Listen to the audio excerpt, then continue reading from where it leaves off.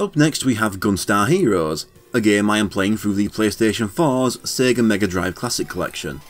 I think the first time I ever heard about this series was when an old issue of the UK official Nintendo magazine ran a review of its GBA sequel. I've tried out this game a couple times over the last 17 or so years, but this is the first time I put actual effort into beating it. The game stars Gunstar Red, but not Gunstar Blue because this is a single player playthrough, as he fights an evil empire led by General Grey, who are after a set of magic gems that can unleash the living weapon Gold and Silver. Gold and Silver had once devastated the Earth before being sealed away by the 4 Gunstars, Red, Blue, Green and Yellow, using the gems. They themselves went into cryosleep, ready to be awoken should anyone be stupid enough to try setting Gold and Silver off again. So when Grey's Empire comes along, Red, Blue and Yellow wake up after being found by the Empire's defecting Dr. Brown, to find Green on the Empire's side and Blue out of a job thanks to the lack of a second player. On starting a new game I have to choose between the 4 weapons to start with: Force, Lightning, Chaser and Fire. I just stick with the default Force. I then get to choose one of 4 stages, and I also start with the first choice, the Ancient Ruins. To start with I have normal soldiers and little helicopter drones to take out. I can shoot in 8 directions, can throw enemies up close, slide, and a kind of body slam while jumping, plus the ability to hang from ledges. The basic Force gun is your normal machine gun, like the default Contra gun. There can be quite a lot of enemies on screen, but you have quite a large amount of health, so you can take a lot of punishment before dying. While trying to save my next lot of tiny natives, a passing machine drops the Chaser gun. In this game you can hold 2 weapons at once, and each combination gets you a different result.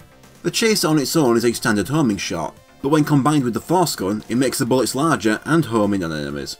This means you can just charge forward and see everything explode a few times. Although when there are several enemies on screen, the homing can get confused as to which to aim for though. But the area the shots cover is so large that most enemies will just end up making contact with them and dying anyway. After a lot of destruction, I end up fighting an unarmed, more heavily armoured soldier. But the homing shot keeps hitting him right after his post-damage invincibility wears off, so he doesn't get to do much before he dies and leaves me with a health pickup. Health can actually go above the default 100 when you grab refills and take minimal damage.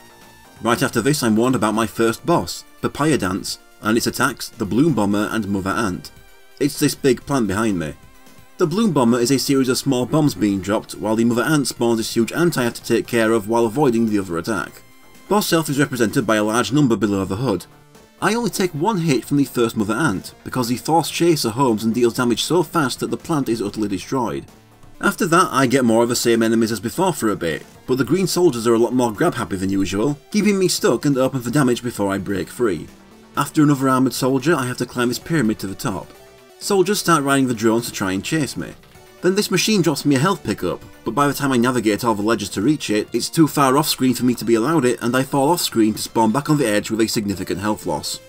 Once I reach the top, I face the level 2nd boss, Bravu Man, and its attacks, Spinning Driver and Dragon Punch.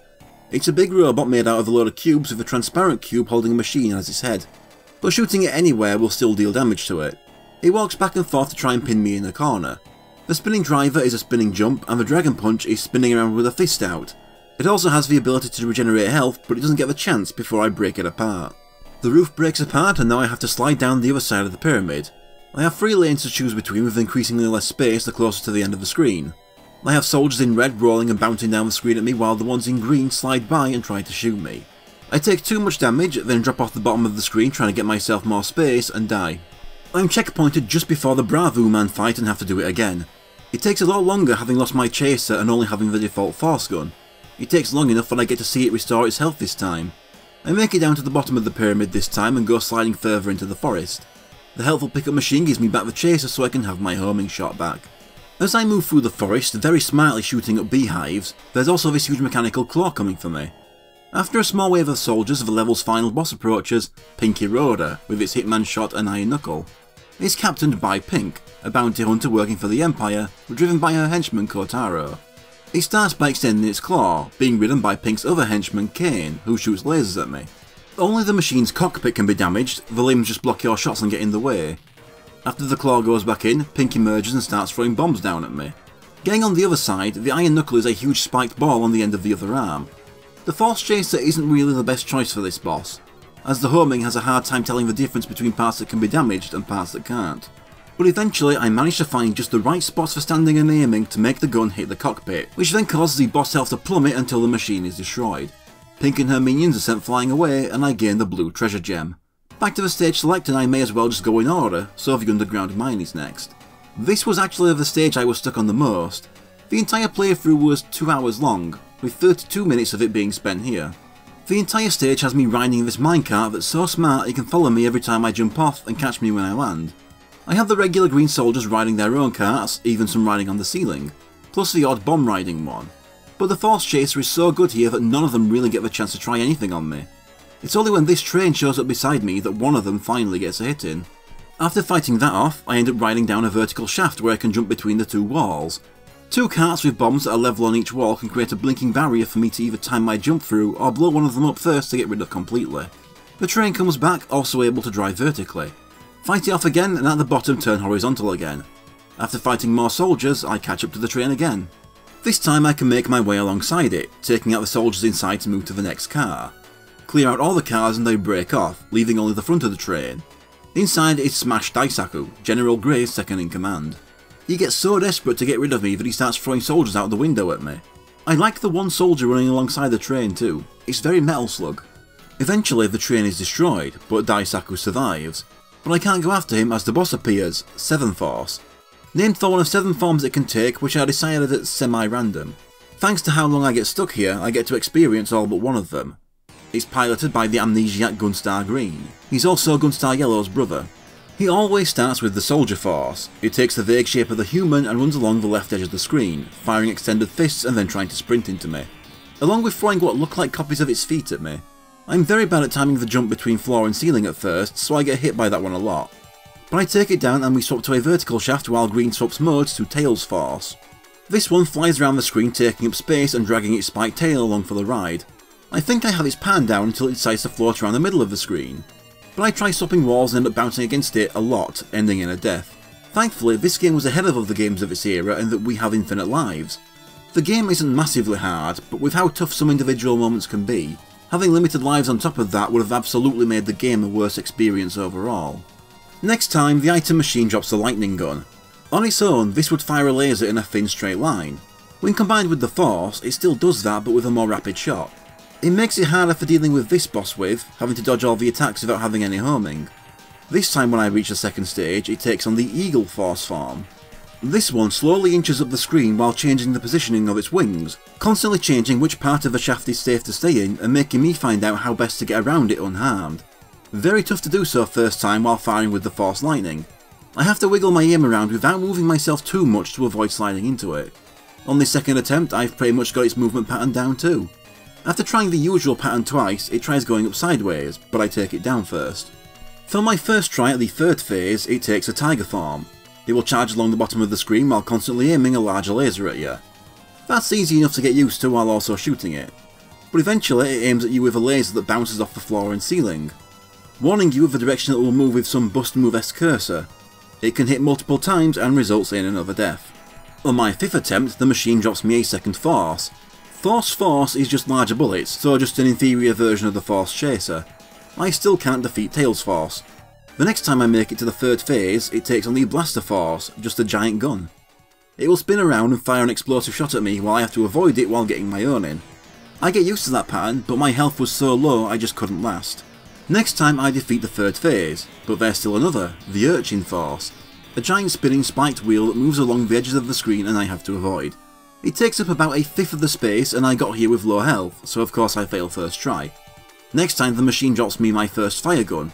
Force Fire lets you fire shots that burst into big explosions, but I didn't like that one. I lose the ability to rapid fire and the damage dealt by the explosion didn't make up for it for me. I did make it to the 4th phase again, but it took a lot longer, and I had a hard time hitting the Urchin mode with this weapon. A few more attempts and I defeat Urchin, but there's still a 5th phase. Having taken out Blaster Force for phase 3, this time phase 5 is Tiger Force. I'm so used to its pattern by now that I defeat it without taking any more damage. The only form I never fought was Crab Force. Green is forced to flee and I gain the Green Treasure Gem. Next in line is the Flying Battleship. I arrive just in time to see it take off. This page is an auto-scroller at first. I have to move up with the limited space I have. It starts as just me waving my Force Fire directly above to take out just barely off-screen soldiers. The screen scroll speeds up as this very angry buff guy glares at me through the window. Eventually I outrun the battleship and the scroll speeds up. leading to me taking a lot of damage as the screen outruns me. I eventually get on the battleship and get to taking on the flying soldiers dropping bombs on my head. The hangar disappears and I end up high in the sky. It flies off screen and comes back down with a different layout as another armoured soldier takes me on, this one with the ability to fly. This one likes to try flying kicks, but it doesn't do him any good. Then comes running along the ship shooting more soldiers to death along with the turrets in the back. Each turret is hiding one of the 4 weapons. I give myself the best combination usually, Lightning Chaser. The best homing in the game and fast, automatically attaching to enemies and causing constant damage. No need to aim, as long as you keep that button held down, all you have to do is focus on avoiding enemy attacks. One downside to me though is that it doesn't seem as damaging as other combinations, meaning some bosses with very large health can take a while if you aren't that good at dodging. I run into the level's first boss, Swapping Reg. He hops around the screen piloted by 3 soldiers, stops, fires a few shots out of its foot, then gets killed by the Lightning Chaser. I can then get some health back from these soldiers riding rising turrets. Past them is this little escaping copter with smashed Daisaku on top. He's the second boss of the stage, flying around dropping bombs, but with puny health, so the Lightning Chaser wipes him out. He falls off and the level's final boss appears, the angry buff guy, Orange. First move he shows off is the hard shoulder, their shoulder charge. The copter is always swaying around, sometimes slightly off screen. Despite how well I do at damaging him, I mess up by jumping off and dying. This time I try out the Fire Chaser for a homing flamethrower. Damaging, but the rate of fire is what really lets it down, as you can't fire again until your shot is off the screen. Back to Orange, knocking him off the copter will have him just jump back up. This is done by getting close and throwing him, which causes more damage than anything else. But you also run the risk of him throwing you first. Despite that, my throws cause more damage relative to his, so when we get into a throwing war, he is defeated first. I drop down to the start of the level and gain the White Treasure Gem. My only remaining choice is the Strange Fortress, the only level that I found to be less enjoyable than the rest of the game's levels. To start with, a series of sloped platforms setting enemies on fire. After that, there's a soldier piloting a hanging cockpit with a machine gun underneath. He himself is no problem, especially with him not even trying to shoot at me most times. But most of the soldiers on the ground just grab me to slow me down. It doesn't help though, and I take him down. Then comes more sloped platforms to run past. In this section where I have to drop down to get around a wall, I try out the Fire-Fire combination, decide no thanks after 2 seconds and go back to Fire Chaser. Past that is another cockpit before I can enter the fortress. It's a board game. I have 7 spaces between the start and the level boss, and how far I go depends on what number I get when I aggressively throw this dice.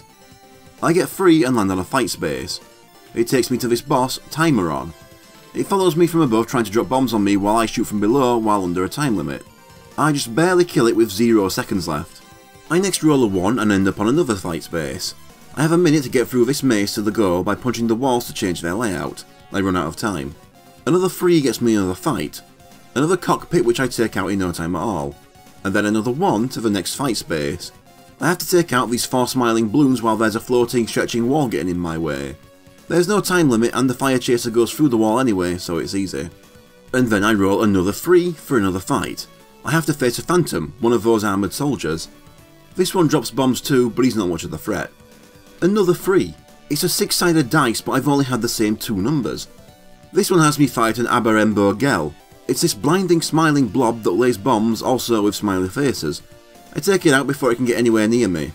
There's only 1 more fight space, so of course I roll another 1 to end up on it. This time it's the Super Gondola, 4 segments of a ship above me either firing lasers or dropping bombs. The bombs destroy part of the platform I'm standing on, leaving me with less space to stand with. This results in me getting shot into a pit and dying. And I have to start this entire board game from the start. This is what makes it my least favourite stage in the game. There's a lot of variety with all the different fights, but the board game framing makes it feel more tedious than it should. Just going from one fight to the next suddenly feels like it takes longer than it actually does when you only have that fight because you rolled yet another 1. Going back through, a new fight is against Melon Bread, a floating set of eyes and teeth. It merely tries to fight by nudging me with its nose, but a body slam right through it deals tons of damage and I take it down with no trouble. Then there's the Rush and Go, where I have to wall jump my way through a small maze to a goal within the minute. This one I actually get through. I finally land on a take the item space, which grants me some weapons and lets me choose which one to take. I try out a Lightning Fire combination, see its range, and then nope out into the Force Lightning. I land on the No Gun space to end up fighting Curry and Rice. It fights mainly with flips and jump kicks. I try using the slide and body slam, but the throw does the most damage. I then finish it off with a basic punch to the leg. I get to the end, but land on the Go Back space, sending me to the start. At the very least, I don't have to repeat already cleared stages. I do land on the first item space though for a slight heal and the chance to get the Lightning Chaser again. I even managed to complete the first maze I failed this time. Another fight space I land on puts me against a tiny soldier who gets annihilated by the Lightning Chaser. Then another I made to land on the way back through is the Vortex base.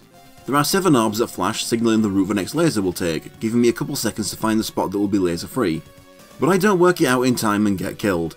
Not only do I land on the go back space again, I end up with the Vortex base again. Once you know how the laser works and have the Lightning Chaser, and more than no health, it's easy enough. The Lightning Chaser also lets me get my revenge on the Super Gondola. And then after being very fed up with how long I've spent on this board game, I finally make it to the level's final boss. The boss is the Black Beat Stepper, a mech piloted by Black. He'll throw out a dice and the number it lands on is the number of steps he'll take, with the spot he's standing on determining the attack. Lasers coming from the yellow pipes, bombs coming from the blue pipes, flames travelling between the red pipes, bullets bouncing on the walls from the green pipes, though I never got green. It's an easy boss, even with the Lightning Chaser sometimes targeting the invulnerable feet instead of the part that takes damage, and I'm thankful for it after how long it took to get here. I gained the red treasure gem and that's all 4 of them, except it's actually a bomb and so I shoot him some more as punishment for the real one. But while I was gone, Smash Daisaku somehow broke into the stage select screen, tied up Dr. Brown and kidnapped Yellow. General Grey shows up on the monitors and ransoms Yellow's return for the 4 gems. This leads to stage 5 along this highway. This is a satisfying stage. It's just you ploughing through endless soldiers, especially when you have the Lightning Chaser and they all explode pretty much as soon as they end up on screen. Just hope it doesn't get stuck on the crates. In terms of new stuff, there's the odd soldier flying above on a platform, also catching a Phantom's bomb and throwing it back into his face. That's not new, it just feels very good. But it means there isn't much to say about the level until the end. After several waves of soldiers, some phantoms, and these new trios of soldiers and walkers, this is actually quite a long level, I catch up to the Empire and reach the boss. The final great soldier doesn't get to do anything before Smash Daisaku wanders in from off screen and throws him away to become the actual boss. Last time he was a pushover, but here he's one of the game's hardest bosses. First he gets on his jetpack and flies around trying to Psycho Crusher me. He'll swap between that and dropping bombs, but I have the Lightning Chaser so I just have to focus on avoiding him and wait for that health to run out. His jetpack is destroyed so he has to fight me on the ground. First there's his fire gun that fires 2 wavy shots at once or 1 slightly homing shot, but I got here with low health so it doesn't take long for them to kill me. And to make the boss a bigger bastard, this level has no checkpoints at all, so you have to play all again for another go. At least they picked a fun and easy enough stage to do this with, but after multiple deaths there does end up being an, okay I get it, just let me try the boss again. What makes this fight take longer is that he has health in the thousands, but only takes about 150 damage before he gets a short burst of invincibility for his next attack. Like Orange, you can run in and throw him for nearly 400 damage, but there's still that risk of him throwing you first. Get him to his last 2000 health and he starts jumping around and doing stretcher kicks at you. These are easier to dodge, but he still does the flame shots too. Eventually I take him down. He escapes once again, about 10 feet backwards where Grey and Yellow are. He holds a gun to Yellow's head, leaving us no choice but to hand over the treasure gems. Grey flies to his ship while Daisaku taunts Red. A native from the first stage unties Yellow and Daisaku chases him off, only to get chased off himself by a large group of them. The Empire ship takes off and we move on to the 6th level. Luckily Dr. Brown has a spaceship ready for me to chase them with, and so stage 6 is a shmup. My ship's weapons work exactly the same as my own, so the Lightning Chaser can still take out everything. The jump button now makes me do a quick dash. The big ships get taken out immediately, but the tiny spacemen actually get to last a couple seconds before they get killed. There's also the round high-speed ships with the 4 prongs and the cannons built into the side of the huge ship in the background. There's a large, slow ship with a freeway spread that takes a few more shots to destroy. The timer on from the Dice Palace returns, but now looks tiny now we're in space. It's destroyed in 1.3 seconds. And now I have to deal with avoiding asteroids too. Even worse, the Lightning Chaser classes them as an enemy, making aiming for actual enemies so much harder. Who would have thought that clinging to one weapon as much as possible would come back to bite me? But it doesn't last that long, so I can soon get back to just watching everything explode. Once I reach the bottom of the Empire ship, I have a load of long lasers coming at me from behind to dodge. Then more asteroids thanks to the little space soldiers pushing them in from off screen, including one near the end somehow riding a snake of them. After that I get going along the ship again, shooting out more cannons. That's when I reach the next boss, the 1000mm gun. This one shoots a huge red ball that explodes into an 8-way spread. I do take a couple hits, but I destroy it rather quickly. I get more of the same until I reach the front of the ship and face the next boss, Seven Force again. This time it uses all of its forms for single attacks. Charging forward with Tiger Force, spinning the spiked tail around with Tails Force, chasing me while dropping bombs with Crab Force, following me and firing lasers with Eagle Force, firing 3 large projectiles with Soldier Force, trying to shoot me down with Blaster Force, and then Urchin Force only getting to appear for a couple seconds before I finish it off. Now I can board the Empire ship as they crash land on the moon. I have helpful machines dropping weapons that I ignore while throwing several phantoms into each other to make them explode into health, through a door to the level's final boss, the Core Guard system. The room spins around and a series of orbs stretches out above me, trying to follow me while firing lasers, then trying to slam its balls on my head. It starts summoning some drones to help it out, just in time for them to watch me defeat it. The next set of orbs take a more snake-like formation and fly around shooting large blue fireballs. This one feels like it's barely on screen before I take it down. It then starts throwing more drones to try and self-destruct on me, but I dodge all but the very last one. The final form has the orbs take the form of a hilarious sprinting green man. His first attack is to wind up a punch and then throw a fireball. That's actually its only attack, and after a few repeats of this, I set his head on fire and make it run in the core to wipe them both out. That was the first time I finished a stage without dying. And now to the final stage. As I go through this stage, I can see the previous bosses watching my progress. This stage is a boss rush. First we have the Duck Battalion, Kane and Kotaro piloting a new mech. It charges across the screen faster than any other enemy, but then slowly backs up to where it started. It fires some lasers, does a second charge, and then dies. But Kane isn't done yet. He kicks Kotaro away and starts using one of the mech's guns. He jumps around shooting for a bit until I send him exploding off screen. Kotaro can be seen reporting to Pink and she goes off with him. The next phase has me dodging huge laser balls while trying to recover some health, followed by me jumping several platforms and avoiding the ever approaching cannon fire. That's when Kotaro shows up again with Pink in their new pink lobster. This one hops across the screen while swiping a claw and then spits out giant bubbles when you get behind it. That's about it, but sometimes they will just futilely block to prevent all damage for it before having to take it again, leading to its destruction. Pink and Kotaro are blasted off into space, and Orange is the next one to set off. He still has his shoulder charge, but now I have 2 floors to swap between. He'll also release a few blue fireballs that travel along the ground, making it harder to get in close and throw him. Then there's he making a pair of fireballs rise straight from the bottom of the screen up to the top. He's very easy to stay away from here, and I defeat him without taking any damage. Black is the next one to leave, and he attacks me on this lift in the Black Fly. He'll fly off screen and lower a few mines that will then connect to each other through a laser, creating a descending maze I have to get around. Some of them will just create lasers out of both sides and rotate, though I can destroy them. Once Black gets bored, he flies back down with a bit of machine gun fire. He follows that up by charging a big three-way rotating laser. I have to use the platforms passing by the lift and run along the top of the machine to avoid it. Soon after, the machine is destroyed and Green gets moving next. He's waiting for me when the lift stops. I have 2 floors to fight him with, and he can simply block my lightning chase with his hand, so I have to shoot him in the middle of an attack, like him throwing shuriken. Then I catch him in a loop of trying to swap floors to chase me only to get caught in my fire. That takes a decent chunk of his health. But he eventually manages to catch up to me and start throwing me. I adapt to this by changing nothing and just repeating the same strategy until he's defeated. He drops one last explosive shuriken and disappears in the explosion. I go through the door that opens to find it was a window, not a TV that Grey was watching us through, and he tries to use all 4 treasure gems at once, only for them to turn on him, set him on fire, and flee to the next room. And here I'm given one last choice of weapons for the final boss, but I'm sticking with this. The gems release Gold and Silver with his almost 10,000 health. I don't shoot him though, I have to shoot the gems. He has a very speedy dash punch, a 5-way spread of exploding shots, punching away the fire along the ground, and a jumping shoulder charge. The gems will also start moving around Gold and Silver in the hopes of him shielding them from your shots. In general, the best way to avoid most attacks is to run between the walls and wall jump off them. That'll have you going over most of them. Once he gets below 4,000 health, he starts with this insane machine gun that I couldn't figure out. Then comes the spinning flamethrower, which moves slow enough that it's much easier to get past. I'm actually very thankful for that attack, as it's so slow and lasts for such a long time that I can take out Gold and Silver's last 3,000 health while he's busy wasting time with such a useless attack. Gold and Silver collapses while the treasure gems are destroyed. He tries to escape, but we follow him with our ship.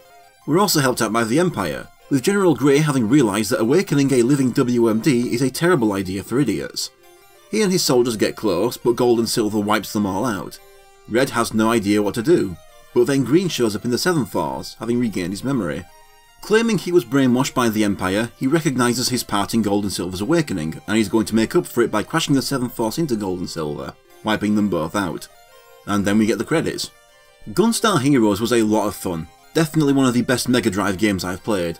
It manages to pull off the high-speed shooter with a load of enemies on screen without filling the game with a lot of cheap deaths. Along with that, the weapon combining system gives you a lot to work with and allows you to mix things up a lot in later playthroughs. I didn't even manage to get them all in my playthrough, mainly because the Lightning Chaser is just so good. There are one or two moments that feel a bit tedious, mainly the Dice Palace, but the rest of the game always manages to be very good. I was introduced to this series by seeing its sequel in a magazine, and I hope I get to try that one out too.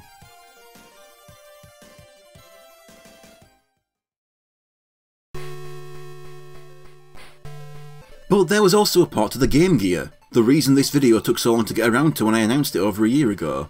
It was scheduled to happen months ago until I discovered that this existed and it messed with all my plans. So as you'd expect, going to an 8-bit system results in a hit to graphics and sound. That being said, I think the game both looks and sounds as good as you could expect for a Game Gear port of this game. The biggest graphical issue for me was the amount of flickering on the sprites. It was very distracting at times. But the game felt just as smooth as the original did. Gameplay wise, there are less enemies on screen and there were some cuts which I'll get to, but they did fit all the weapons and their combinations in the game. When it comes to the first level, pretty much all of it got in, all the set pieces and all 3 bosses. By the way, here's Lightning, just a very fast straight laser. The underground mine was changed up. I guess the jumping between walls was too much for the Game Gear. Here I'm flying on one of the drone enemies, flying about taking on other flying soldiers. Since there are no vertical shafts in this version, forms of 7 Force that were made for them had to be adapted for horizontal scrolling. I also get to fight Crab Force in this playthrough. He sends out these large walls I have to fly my way around, followed by a large projectile. The flying battleship is like the Ancient Lake. Pretty much everything was brought over fine. However, I fight Smash Daisaku on stable ground instead of on the copter. The copter is still used for Orange's fight though. The Strange Fortress was cut entirely. It's a shame to lose a level, but if I had to choose to leave one out, I'd have picked that one too. The once Stage 5, now Stage 4 is pretty much the same. But the Shmup level was replaced by a section where you drive a large walker and shoot the hell out of everyone in the Empire ship. You can see your own ship out in space fighting the 7th Force, so I assume that's where Blue is in this part.